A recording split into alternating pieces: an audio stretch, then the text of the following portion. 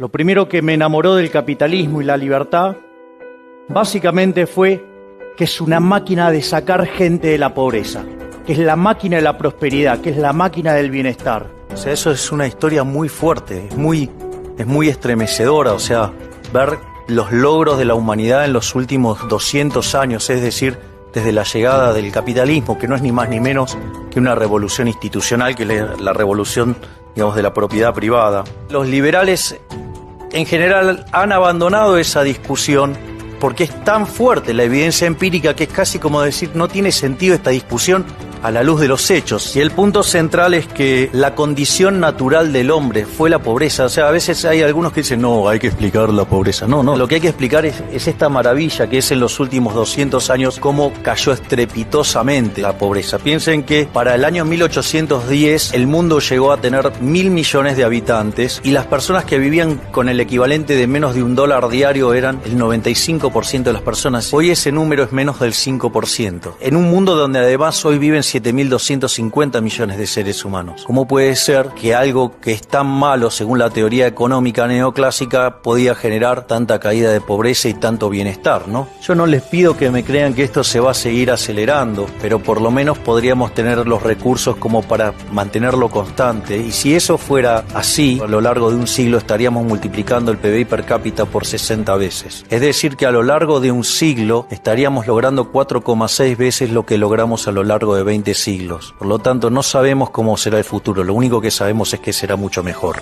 La pregunta es, bueno, ¿qué es lo que hay detrás de este proceso de crecimiento? Y entonces uno lo que encuentra es que no todas las economías le va bien de la misma manera. Hay algunas que le va mejor y hay otras que le van peor. Que aquellas economías que son más libres crecen más que el doble que aquellas que son reprimidas. Entonces, la pregunta es, ¿cómo puede ser que esto no sea atractivo en sí mismo, que esta evidencia empírica no sea suficiente? Es más, si ustedes se fijan, en los países que son libres tienen 24 veces menos de pobres. ¿Cuántas veces habrán escuchado? No, porque la tecnología genera desempleo. Si en el año 1810 vivían 1.000 millones de personas en el planeta Tierra, si la tecnología genera desempleo y hoy hay 7.250 millones de personas en el planeta Tierra, ¿alguien se puso a pensar que si fuera cierto lo que dicen los luditas, hoy la tasa de desempleo sería 85%?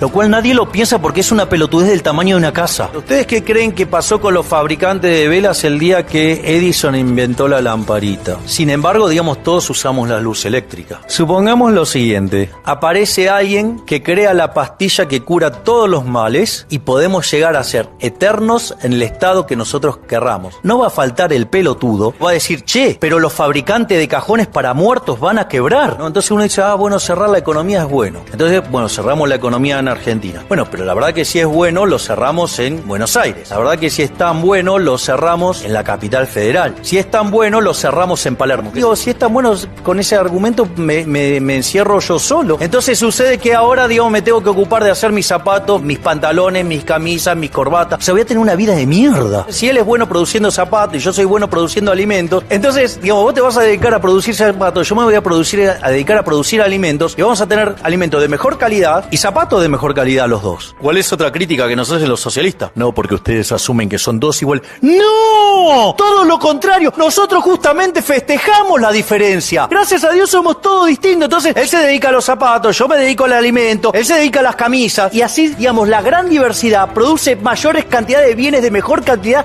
en el cual todos nos beneficiamos. Es más, esto genera un proceso de cooperación social. El mercado es un proceso de cooperación social. Ustedes solamente van a ser exitosos en tanto y en cuanto logren servir al prójimo con bienes de mejor calidad a un mejor precio. Es decir, el tipo que es exitoso en el capitalismo es un benefactor social. Es decir, lejos de ser cuestionado, es el campeón de los benefactores y sin embargo los persiguen. En el mercado hay lugar para todos. Si no hay lugar para todos es porque en el medio se metió el Estado. Cada vez que detecten un problema, no le achaquen el problema al mercado. Vayan y busquen primero si no hay una intervención estatal. O sea, en ningún lugar del mundo existe el delirio que existe en Argentina en el mercado laboral. Con ese verso de los derechos, cada 100 pesos que recibe un empleado en el bolsillo, el empleador paga 165. Los desafíos que encuentre en un país que castiga castigue tanto al trabajo como Argentina. Somos los campeones de la justicia social y castigamos a los trabajadores. Una cosa, es bastante interesante el caso argentino. Vean estas paradojas de los estatistas. Siempre hablan la lucha contra los monopolios y la competencia desleal y todo eso, ¿no? Lo cosas que encima nosotros adherimos a la competencia. Pero ellos no, ellos son los abanderados. Pero se arrogan el monopolio de la emisión monetaria, se arrogan el monopolio de la violencia. Y miren cómo es la educación. Ahora, es interesante esto de la teoría de la explotación, ¿no? Si hay algo que caracterizó el progreso tecnológico de los últimos 200 años, hecho por los empresarios, fue que siempre ahorra trabajo. Es decir, conforme se va cumpliendo la convergencia, la distribución del ingreso entre países se va haciendo más igualitaria. Y conforme pueda avanzar el capitalismo y el libre mercado, y que todos van estando mejor, también van a ir desapareciendo la desigualdad. La ganancia es buena, ¿por qué? Porque lo que está mostrando que es, primero es el éxito sirviendo al prójimo, pero además es un mecanismo para llevar los recursos del lugar ineficiente hacia donde la sociedad más requiere por los bienes. Y es que aquellas sociedades que ponen a la igualdad por encima de la libertad no consiguen nada de ambos. En cambio, aquellas sociedades que ponen la libertad por encima de la igualdad consiguen mucho de las dos cosas. ¿Por qué? Porque cuando ustedes ponen la igualdad por encima de la libertad, se convierte en una sociedad de saqueadores. ¿Quieren un ejemplo? Argentina. Argentina, PBI per cápita más alto en 1895 con las ideas de Alberdi, hasta que llegó el experimento populista salvaje. Hoy Argentina es número 60 en el ranking de PBI per cápita. Y si sigue así, me temo que mis hijos envidiarán el bienestar de Somalia, dice un amigo mío. No por nada, aquellas sociedades que son más libres y que son abiertas al capitalismo, son pacíficas. Yo puedo odiarlo a él, pero lo necesito para estar mejor. No me queda otra que tratarlo bien. Mi éxito radica en que él esté bien. Entonces eso es un sistema que promueve la paz.